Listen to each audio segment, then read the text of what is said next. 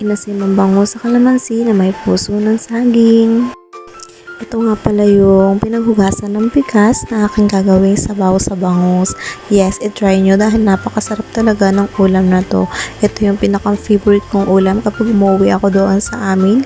Luto ng aking nanay at tatay. Syempre, ang gagamitin kong pang-asim dyan ay kalamansi.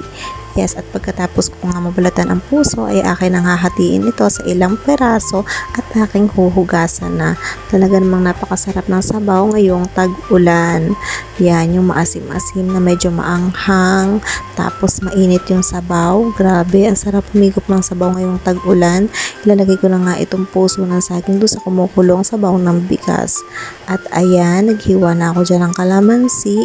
Mga 15 pieces yung nagamit ko, so depende pa rin yan sa inyo kung ilang peraso ang inyong gagamitin. At pagkahiwa ko nga yung lahat, ay akin ng pipigain at tatanggalin ko yung mga buto. Yes, kailangan natin i-separate yung buto dahil yung katas ng kalamansi ang aking ilalagay doon sa kumukulong sabaw. At dahil tag-ulan na nga dito sa amin at malamig ang panahon, ay kasarap ng mga ganitong ulam.